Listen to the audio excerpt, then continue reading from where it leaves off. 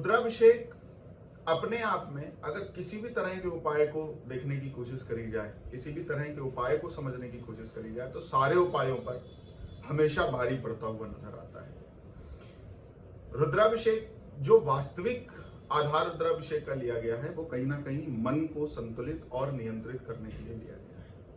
आप सबको पता है, राहु अगर चंद्रमा के साथ बैठा हो तो व्यक्ति की पूरी पूरी लाइफ तक डैमेज कर देता है। व्यक्ति जो है उस अपने मन को कभी भी काबू में नहीं कर पाता, गुलाम सा हो जाता है कभी कभी। मतलब उसके मन में इतना अग्रेशन मिलेगा, जिसका भी राहु चंद्रमा साथ में होगा या राहु शनि भी साथ में होगा तो व्यक्ति का मन कहीं लगता नहीं है, उस व्यक्ति का ठिकाना कहीं नहीं है।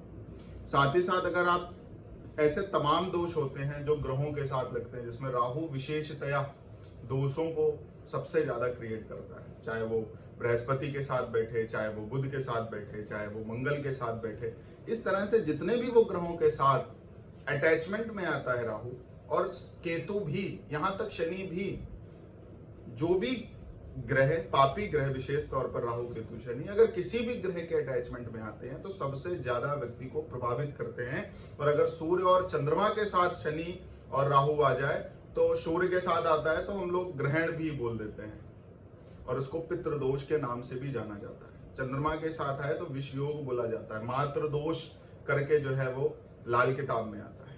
ऐसे ही राहु केतु शनि जैसे ग्रहों का आपने सुना भी होगा, सबसे ज्यादा अगर कोई परेशान करते हैं निगेटिव होकर के प्लेनेट तो वो राहु केतु शनि ही करते हैं।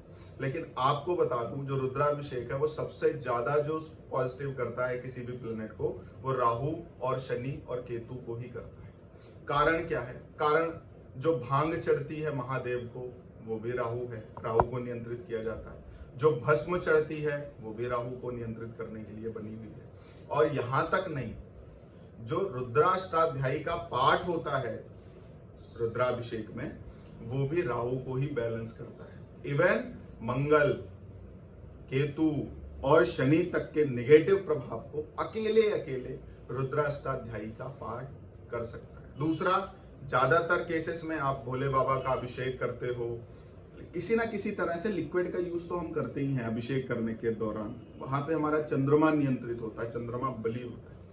आप सबको पता है जिसका मन बली है वो व्यक्ति कुछ भी कर सकता है।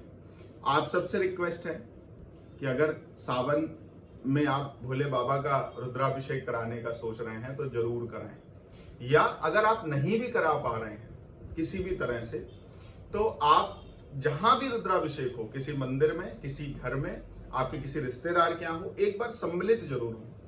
आप सबको एक बड़े कॉन्फिडेंस से बात बताता हूं, सबसे बड़ी जो बात है, रुद्राभिषेक के दौरान और प्रारंभिक संकल्प करते समय भी अगर किसी भी तरह की अपेक्षा करी जाए, किसी भी तरह की, संतान की प्रॉब्लम हो, किसी भी तरह की प्रॉब्लम हो, एजुकेशन अच्छी नहीं होती हो, बच्चे प्रभावित करते हो, आपका दाम्पत्य जीवन सुखी में ना हो, या